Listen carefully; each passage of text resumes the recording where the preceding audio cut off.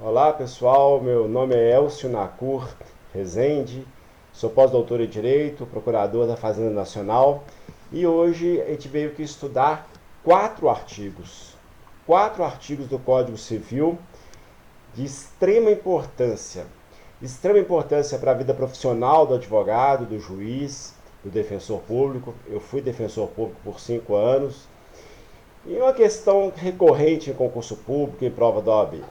A gente está aqui para estudar os efeitos da posse no concernente às benfeitorias.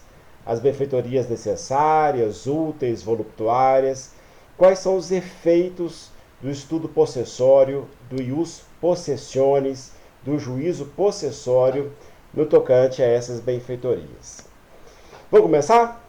4 artigos, 1219 a 1222 do Código Civil. Vou contar para vocês 12 histórias envolvendo o Elcio e a Juliana, e a Ju, uma pessoa hipotética.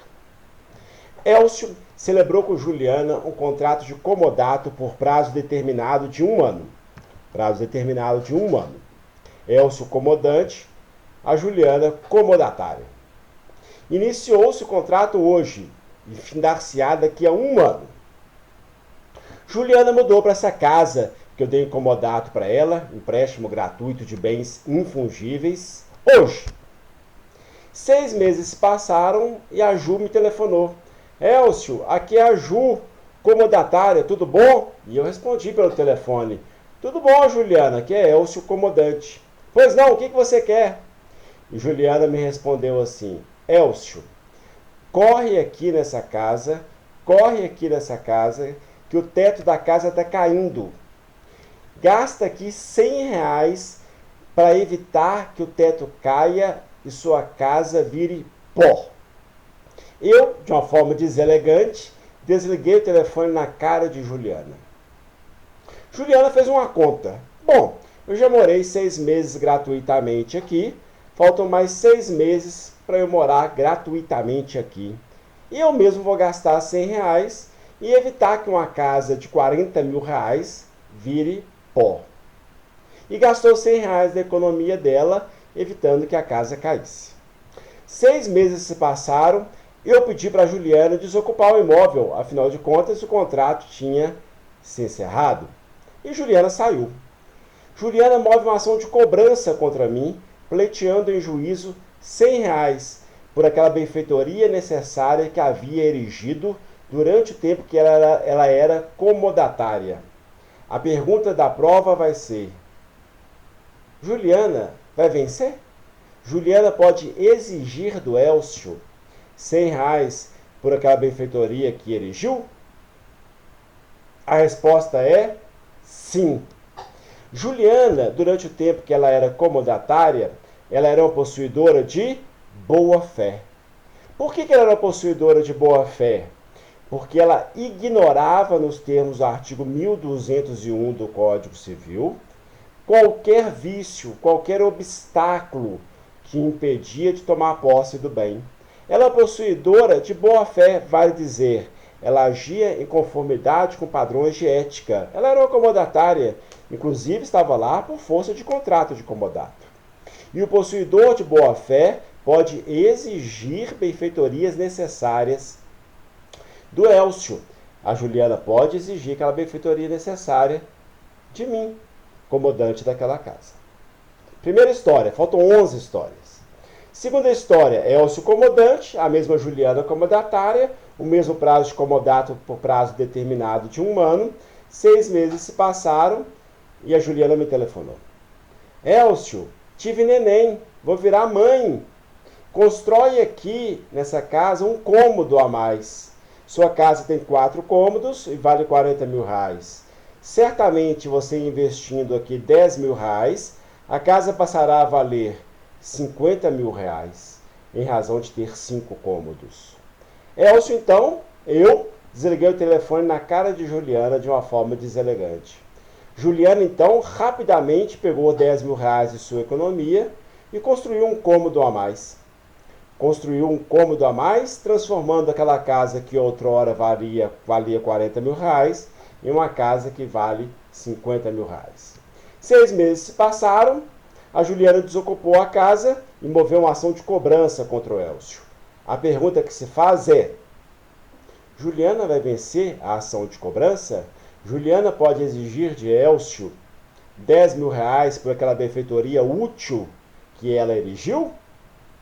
E a resposta é sim. O possuidor de boa-fé pode exigir benfeitorias úteis que erigiu durante o tempo que ela era possuidora de boa-fé. Repito então, as duas primeiras historinhas. Possuidor de boa-fé pode exigir tanto benfeitorias necessárias e benfeitorias úteis. E por que na segunda história, professor, ela te fez uma benfeitoria útil? Porque eu disse que a casa tinha 4 cômodos e valia 40 mil reais. Ela investiu 10 mil reais e a casa com 5 cômodos passou a valer 50 mil reais. Vamos para a terceira historinha agora. Elcio comodante, Juliana comodatária, prazo de comodato por 1 ano. A Juliana mudou para essa casa hoje. 6 meses se passaram e Juliana me telefonou. Elcio, que é Juliana comodatária? Tudo bom? Tudo bem, comodatária Juliana. Aqui é Elcio comodante. O que você quer, comodatária? E ela me disse: Elcio, eu gosto muito, eu tenho muito prazer, eu me divirto muito com piscina. Eu gosto de tomar sol no final de semana e eu preciso de uma piscina para ficar mais bronzeada, mais bonita. Elcio então desligou o telefone na cara de Juliana. Juliana então, muito vaidosa, construiu uma piscina exclusivamente para ela ter mais conforto, mais prazer, mais aformoseamento naquela casa. A casa ficar mais bonita, gerar para aquele morador que ali tiver, que goste de piscina, mais prazer. 6 meses passaram, Juliana saiu daquela casa e Juliana move uma ação de cobrança contra o Elcio, pleiteando em juízo aqueles 1.000 reais que ela gastou para construir aquela piscina para ficar bronzeada. A pergunta que se faz é: Juliana pode exigir do Elcio? O juiz certamente me condenará a pagar a Juliana 1.000 reais por aquela piscina? E o gabarito da prova vai ser não. Benfeitorias voluptuárias não podem ser exigidas. Olha o verbo que eu estou usando: exigir. Não podem. O juiz vai me perguntar: Elcio, você quer a piscina? Se eu falar assim: não, juiz, eu não gosto de piscina, eu não gosto de nadar, eu não gosto de tomar sol, eu não gostei dessa piscina aqui na minha casa, o juiz não vai me obrigar a indenizar a Juliana. O juiz vai me fazer outra pergunta: Elcio, você pode tirar essa piscina, ou melhor, a Juliana pode tirar essa piscina daqui sem deteriorar a casa? Se a resposta for positiva, surgirá para a Juliana o famoso direito de levantamento. O direito de levantamento. Observem, amigos. A benfeitoria voluptuária nunca será exigida. Quem fez a benfeitoria voluptuária pode potencialmente tirar a benfeitoria voluptuária de lá. Exercer o famoso direito de levantamento. Desde que 2 requisitos. Primeiro requisito: aquela pessoa que receberia em tese a benfeitoria informar que não quer a benfeitoria, que não quer indenizar. É poder discricionário do Elcio. Se eu falar: juiz, eu quero essa benfeitoria, basta eu indenizar a Juliana, que a benfeitoria não será levantada por Juliana. E mais, além desse requisito que eu acabei de explicar, vale dizer: eu não quero indenizar a Juliana, simplesmente eu me recusar a indenizar a Juliana, essa benfeitoria só será levantada por Juliana, a piscina só será retirada, obviamente se for piscina de fibra, se não deteriorar o bem principal. Vale dizer, se Juliana demonstrar para o juiz que pode tirar a benfeitoria voluptuária, que pode retirar a piscina daquela casa, sem deteriorar a casa. Repito pela última vez, o direito de levantamento em favor do possuidor de boa-fé está subordinado a 2 requisitos. 1, ao não pagamento. 2, a não deterioração do bem principal. Então, entre as 3 primeiras historinhas, possuidor de boa-fé pode exigir benfeitoria necessária, possuidor de boa-fé pode exigir benfeitoria útil, possuidor de boa-fé não pode exigir benfeitoria voluptuária, mas pode levantar a benfeitoria voluptuária, desde que não lhe seja indenizado e não deteriore o bem principal. Faltam 9 histórias envolvendo Elcio e Juliana.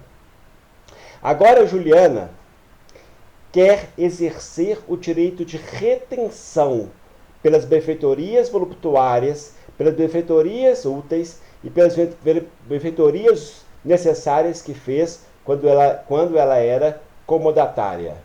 Vai te perguntar a prova: pode a Juliana comodatária, pode a Juliana possuidora de boa-fé exercer o direito de retenção? O que é o direito de retenção? É um direito de autotutela. É um direito da Juliana chegar para o Elcio e falar: olha, o meu professor falou que eu posso exigir benfeitorias necessárias e úteis. Bom, se eu posso exigir, Elcio, de você benfeitorias necessárias e úteis, eu só vou desocupar essa casa depois que você me indenizar. E a resposta é sim. A Juliana pode exercer o direito de retenção, tanto por benfeitorias necessárias, quanto por benfeitorias úteis. E voluptuárias? Não, não pode. Qual que é um antônimo de reter? Levantar. Bom, se ela pode levantar as benfeitorias voluptuárias, ela não pode reter. Ela não pode reter. Conclusão da aula, 6 primeiras histórias. Pode o possuidor de boa-fé exigir benfeitorias necessárias e úteis e levantar as voluptuárias. Pode o possuidor de boa-fé exercer o direito de retenção por benfeitorias necessárias e benfeitorias úteis, mas não pode exercer o direito de retenção por benfeitorias voluptuárias, pois pode levantá-las, desde que não lhe seja indenizada, desde que não deteriore o bem principal. Faltam mais 6 histórias. Agora a Juliana não é mais possuidora de boa-fé, não. Agora a Juliana é possuidora de má-fé. Por que ela é possuidora de má-fé? Porque a Juliana sabia, a Juliana tinha conhecimento que o Elcio não empresta, não aluga, não dou incomodato para ninguém uma casa que eu tenho. E mesmo assim a Juliana, se aproveitando que eu estou viajando, esbulha aquela casa, entra naquela casa, toma posse daquela casa, sabendo que não deveria fazê-lo. Ou seja, uma possuidora de má-fé. E vem de novo as mesmas perguntas. O possuidor de má-fé pode exigir benfeitoria necessária? O possuidor de má-fé pode exigir benfeitoria útil? O possuidor de boa-fé pode exigir benfeitoria voluptuária? E a resposta é a seguinte: o possuidor de má-fé só e somente só pode exigir benfeitorias necessárias. Não pode exigir benfeitorias úteis e não pode exigir benfeitorias voluptuárias. Repito eu, possuidor de má-fé só pode exigir benfeitorias necessárias. Professor, faltam mais 3 histórias. E retenção, possuidor de má-fé tem? Não. Possuidor de má-fé não pode exercer o direito de retenção. Possuidor de má-fé só pode exigir benfeitorias necessárias e não pode exercer o direito de retenção. Resumo: possuidor de boa-fé exige benfeitoria necessária e útil, não exige benfeitoria voluptuária. Possuidor de má-fé só pode exigir benfeitoria necessária. Possuidor de boa-fé pode reter benfeitorias necessárias e úteis, e possuidor de má-fé não pode reter nada. Ok? 5 dicas para acabar a aula. 5 dias para acabar a aula. Dica número 1, anota aí. Dica número 1, anote aí. As benfeitorias são compensáveis com os danos. Os danos compensam as benfeitorias. As benfeitorias compensam os danos. Os danos compensam as benfeitorias. Dica número 2. As benfeitorias só são exigíveis se existirem ao tempo da evicção. As benfeitorias, anota aí, só são exigíveis se existirem ao tempo da evicção. Dica número 3. Vou explicar todas as dicas. Dica número 3. Anota aí para eu explicar daqui a pouco. Possuidor de má-fé pode exigir benfeitoria necessária. Já disse isso. Mas aquele que for pagar, o indenizante, vai optar pelo valor atual ou valor de custo, enquanto o possuidor de boa-fé será indenizado pelo valor atual. Repito, o possuidor de má-fé será indenizado pelo valor atual ou pelo valor de custo. O possuidor de boa-fé será indenizado pelo valor atual. Possuidor de má-fé será indenizado pelo valor atual ou valor de custo. Possuidor de má-fé pelo valor atual ou valor de custo. Possuidor de boa-fé pelo valor atual. Quarta dica. Nos contratos de locação de bens imóveis,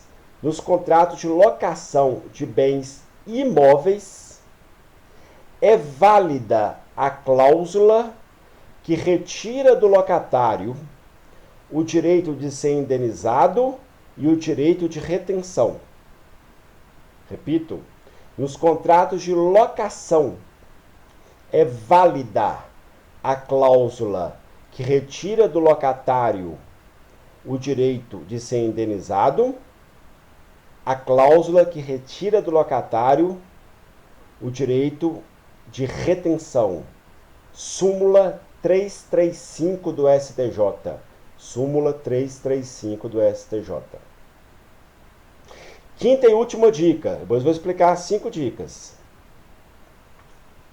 Tudo que eu falei de benfeitorias também vale para acessões.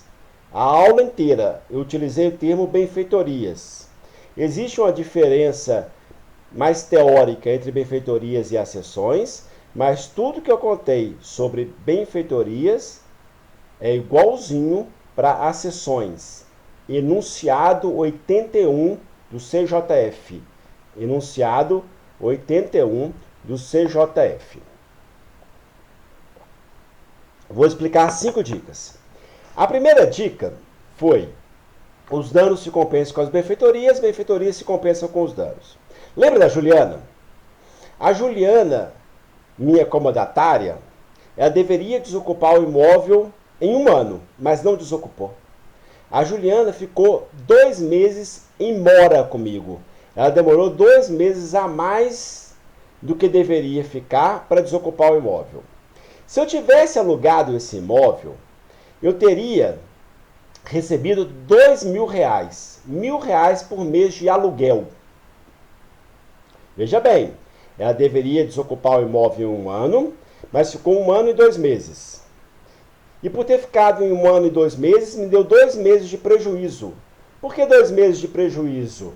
Porque se eu tivesse alugado para outra pessoa, eu teria percebido R$2.000 de aluguel, R$1.000 por mês. Bom, eu tenho que pagar para a Juliana tanto benfeitorias necessárias e úteis. Vamos pensar a benfeitoria útil que ela fez. Lembra que eu devo para a Juliana R$10.000 pelo cômodo a mais que ela erigiu? Aquela benfeitoria útil. O que o juiz vai fazer? Bom, Elcio tem R$2.000 de crédito com Juliana. Por que eu tenho R$2.000 de crédito? Os danos que eu sofri em razão do comportamento ilícito perpetrado por Juliana, que ficou 2 meses a mais naquele imóvel. Por outro lado, eu devo 10 mil reais para Juliana, aquela benfeitoria útil que ela erigiu. Conclusão, Elcio vai ser condenado a pagar para Juliana, muito bem, 8 mil reais. 10 mil reais de benfeitoria para Juliana, menos 2 mil reais de dano que Juliana me causou, 8 mil reais. Dica número 1, os danos se compensam com as benfeitorias. Dica número 2, as benfeitorias só são exigíveis se existirem ao tempo da evicção.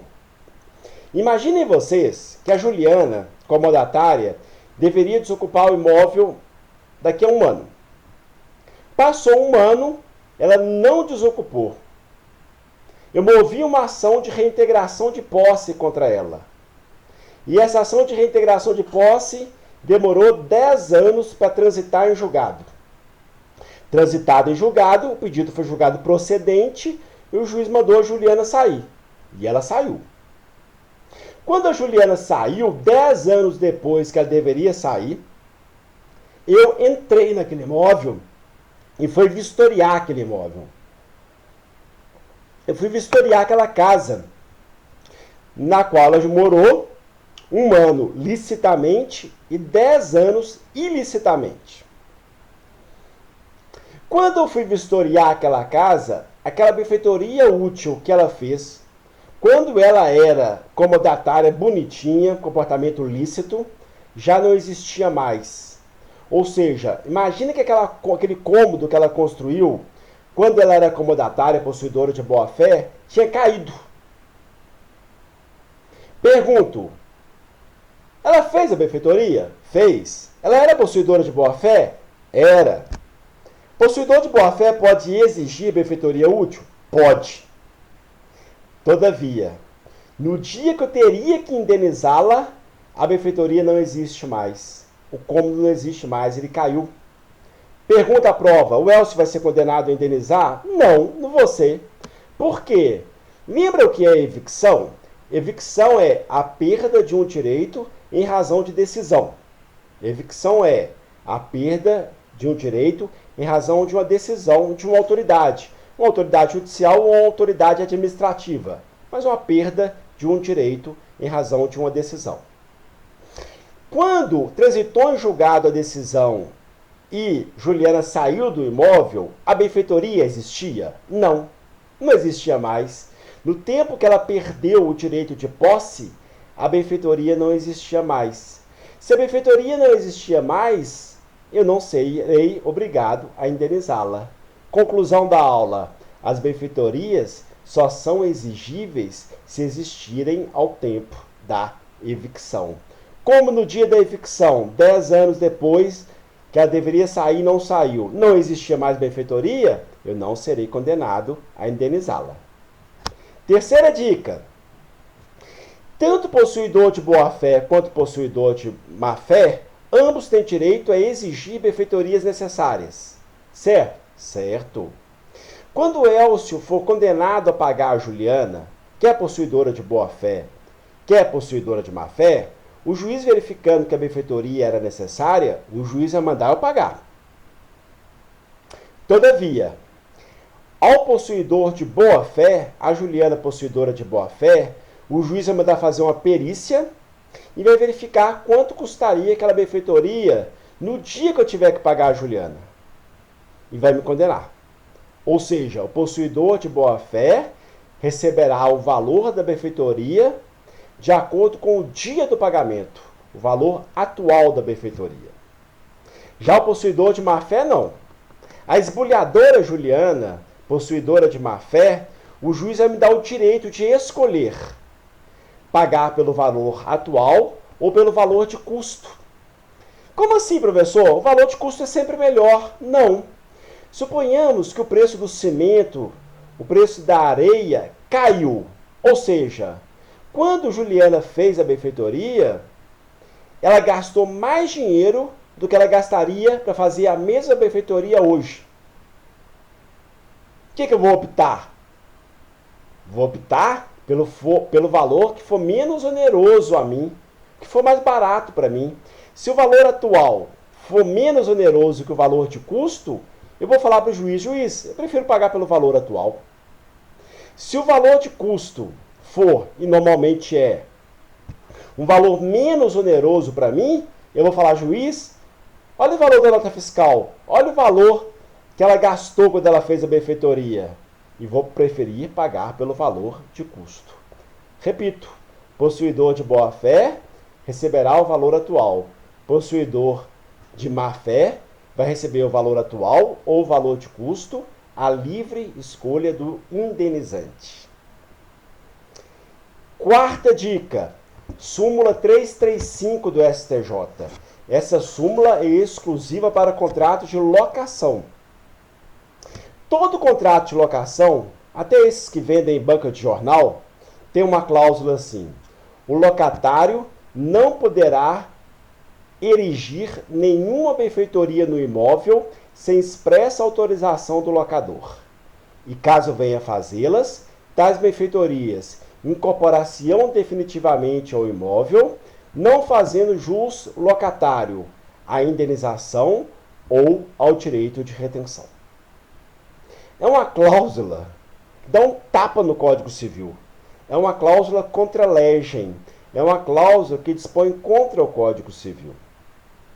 E isso foi posto ao STJ lá em 2009. E o STJ disse, essa cláusula é válida.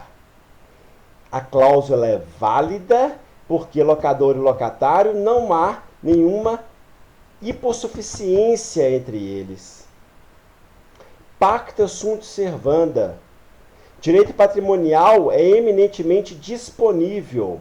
Se o locatário livremente renunciou a uma questão patrimonial, qual seja o direito de receber benfeitorias ou o direito de exercer a retenção, essa cláusula deve ser respeitada. Cuidado! Essa cláusula é, nos termos da súmula 335 do STJ, apenas para contratos de locação. Apenas para contratos de locação.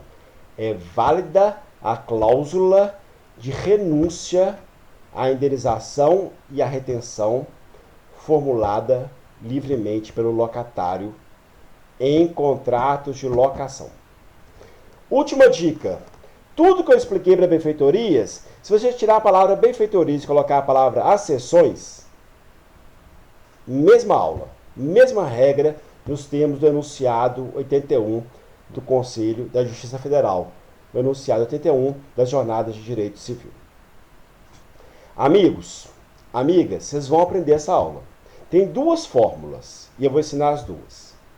A primeira é a fórmula decoreba, que eu não gostaria que vocês aprendessem, porque decorar o direito é péssimo, porque a gente esquece. E a segunda fórmula é a fórmula inteligente. A fórmula decoreba é assim, anota aí a frase. Vai, anota aí.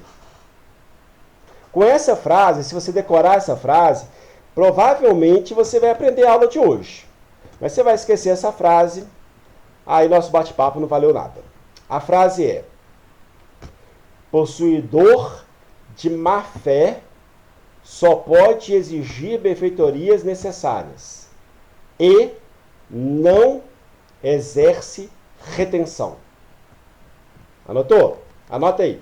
Possuidor de má-fé só pode exigir benfeitorias necessárias e não pode exercer retenção.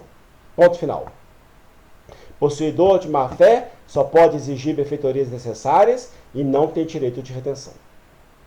É uma frase que resume a aula. Agora a fórmula inteligente. Por que a benfeitoria necessária é sempre exigível? Tanto pelo possuidor de boa-fé, quanto pelo possuidor de má-fé. Muito simples. Se fosse o Elcio que estivesse naquela casa e não fosse a Juliana, o Elcio, em sã consciência, eu gastaria R$100 para evitar que uma casa de R$40 mil virasse pó. Eu gastaria R$100 para evitar que a casa caísse? E a resposta, claro que sim. Claro que sim. A benfeitoria necessária, como vocês sabem, é aquela imprescindível. Vale dizer, é aquela que, se não for feita, o bem principal deteriora. O Elcio certamente faria a benfeitoria necessária. Por isso que ela é sempre exigível. Porque se não o Elcio não pagar a Juliana, o que estaria ocorrendo? Responde aí. Exatamente. Enriquecimento sem causa. Locupletamento de Elcio às custas de Juliana. Por isso que a benfeitoria necessária é sempre exigível. E por que a benfeitoria voluptuária nunca é exigível? Porque volúpia é uma questão subjetiva. O que é volúpia para uma pessoa não é volúpia para outra. Algumas pessoas gostam de uísque, outras pessoas gostam de chocolate. Algumas pessoas gostam de andar bem vestidas, outras não estão nem aí para isso. Algumas pessoas gostam de homem, outras pessoas gostam de mulher, outras gostam de ambos. E ninguém é melhor que ninguém por isso. É simplesmente uma questão de prazer, é uma questão de volúpia, é uma questão de gostar. A Juliana gosta de piscina, o Elcio não gosta de piscina. Se eu não gosto de piscina, se o juiz me obrigasse a pagar para a volúpia alheia, eu estaria me empobrecendo às custas do prazer alheio. E na mesma aula do primeiro, segundo período da faculdade, que o professor disse, é um princípio geral do direito, aquele que veda o enriquecimento ilícito, o professor também deve ter dito, é um princípio geral do direito, aquele que veda o empobrecimento às custas do prazer alheio. E por isso, amigos, que a benfeitoria voluptuária nunca é exigível, sob pena de eventual empobrecimento às custas do prazer alheio. Professor, benfeitoria útil. Aí o legislador, homenageando o princípio da eticidade de Miguel Reale, ele protegeu o possuidor de boa-fé e deu traulitada em possuidor de má-fé. Ele falou, possuidor de boa-fé, você pode exigir benfeitoria necessária. Possuidor de má-fé, você pode exigir benfeitoria útil. Possuidor de má-fé, você não pode exigir benfeitoria útil. Vou prejudicar o possuidor de má-fé. Amigos, 4 artigos que despencam em prova de OAB, despencam em concurso público e são rotina na vida do advogado, do defensor público e do juiz. Portanto, toda a atenção do mundo para a doutrina, a jurisprudência e a lei, o Código Civil do artigo 1219 a 1222. Um grande abraço do Elcio.